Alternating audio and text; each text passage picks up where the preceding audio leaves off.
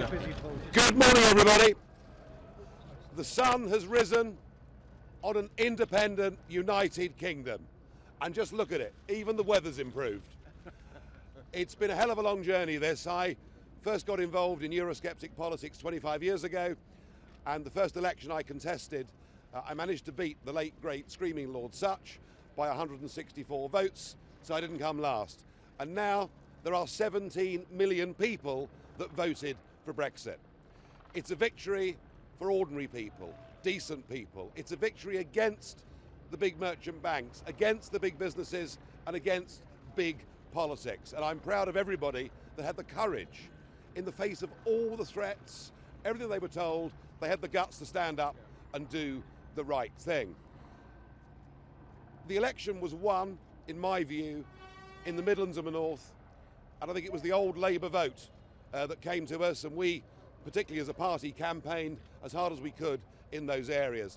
There is still a massive disconnect between Westminster, SW1 and real communities. And the one image I will remember throughout the rest of my life was a woman in Bolton grabbing my hands with tears in her eyes saying, why doesn't David Cameron, why doesn't the government come and see what they've done to my community, what they've done to the prospects for my kids?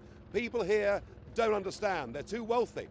They don't get what open door mass immigration as a result of EU membership has done to people's wages, to people's availability of getting GP appointments or their kids into local schools.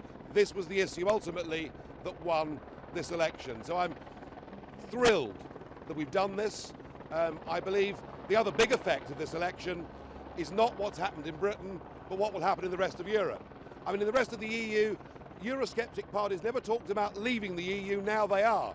An opinion poll in the Netherlands said that a majority there now want to leave. So we may well be close, perhaps, to Nexit. And similarly in Denmark, a majority there are in favour of leaving, so we could be quite close to Dexit. And I'm told the same may apply to Sweden and perhaps Austria and perhaps even Italy too. The EU's failing, the EU's dying. I hope we've knocked the first brick out of the wall.